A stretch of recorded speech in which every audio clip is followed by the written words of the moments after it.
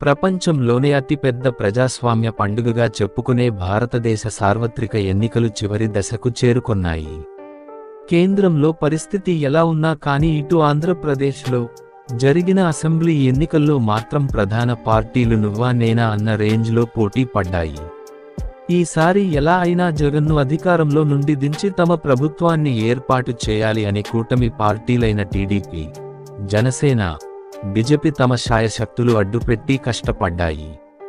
అలాగే ఎలా అయినా తిరిగి అధికారం నిలబెట్టుకోవాలి అనే జగన్ నాయకత్వంలోని వైఎస్ఆర్సీపీ కూడా శక్తి వంచన లేకుండా కృషి చేసింది. మే 13వ తేదీ ఎలక్షన్స్ ముగిసినప్పటి నుండి మాదే గెలుపు అని రెండు పార్టీలు ధీమాతో ఉన్నాయి. జగన్ అయితే ఒక అడుగు ముందుకు వేసి లాస్ట్ టైం 2019లో వచ్చిన 151 కంటే ఈసారి ఎక్కువ సీట్లు వస్తాయి అని ప్రకటించారు.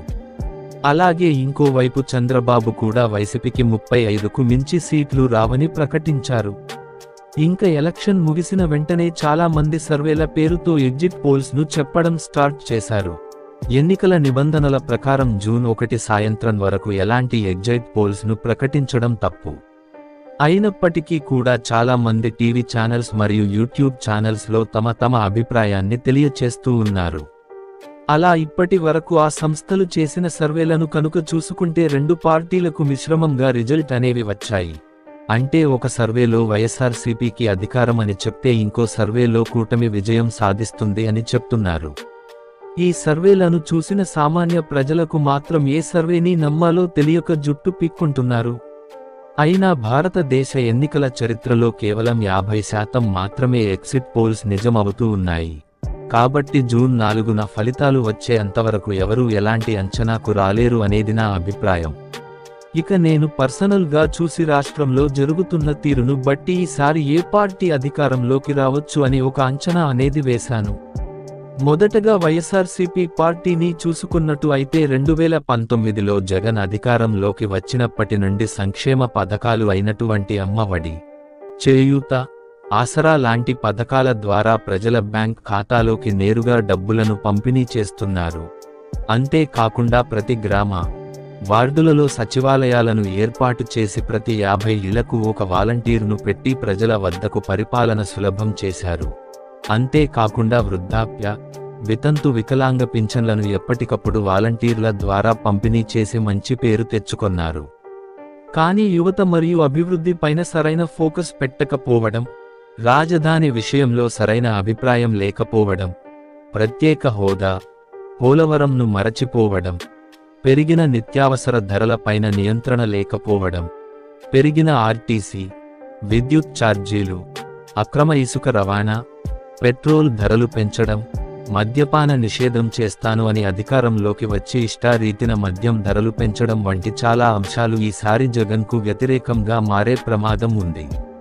ఇక కూటమి విషయానికి చూసుకుంటే ఎలా అయినా జగన్ను అధికారంలో నుండి దించాలి అనే ఉద్దేశ్యంతో చంద్రబాబు, పవన్ కళ్యాణ్, బీజేపీ పార్టీ ముగ్గురు కలిసి ప్రభుత్వ వ్యతిరేక ఓటు చీలకూడదు అని గట్టిగా ఫిక్స్ అయ్యే వాళ్లలో వాళ్లకు కొన్ని ఇబ్బందులు ఉన్న కానీ అంతా కలిసికట్టుగా పోరాడారు.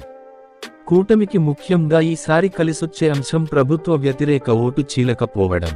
అంతేకాకుండా ప్రభుత్వ ఉద్యోగులలో ఉన్న వ్యతిరేకత, సరైన కంపెనీలు రాష్ట్రానికి రాకుండా యువత ఎదుర్కొన్న ఇబ్బందులు, జగన్ జాబ్ క్యాలెండర్ విషయానికిలో చేసిన పొరపాటు వల్ల యువత ఎదుర్కొన్న ఒడిదుడుకులు, కొంతమంది అధికార పార్టీ నాయకులు చేసిన దౌర్జన్యాలు, ఇలా చాలా విషయాలు కూటమికి అనుకూలంగా ఉండే ఛాన్స్ కనిపిస్తూ ఉంది.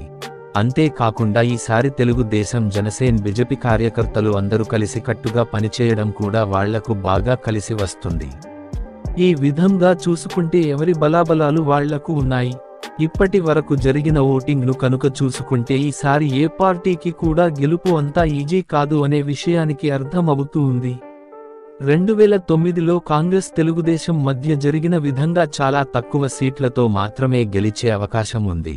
2009లో వైఎస్ రాజశేఖర్ రెడ్డి గారి నేతృత్వంలో కాంగ్రెస్ పార్టీ తెలుగుదేశం కంటే కేవలం 7 సీట్ల మెజారిటీతో ప్రభుత్వాన్ని ఏర్పాటు చేసింది.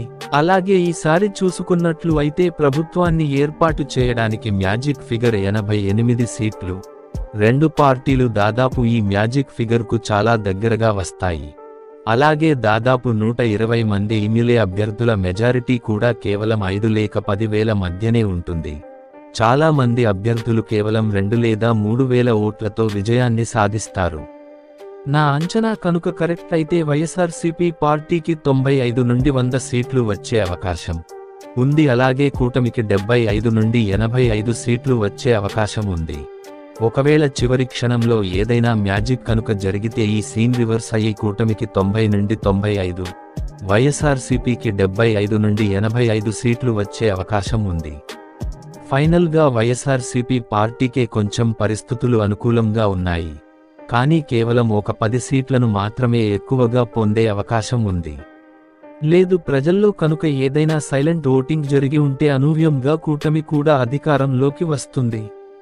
సో కౌంటింగ్ ముగిసిన తర్వాత ఇంకొకసారి నా రివ్యూను మీరు కూడా చెక్ చేసుకుని, ఒకవేళ నిజం అయితే నా ఛానల్కి సబ్స్క్రైబ్ చేసుకుని సపోర్ట్ చేస్తారని కోరుకుంటూ ఉన్నాను.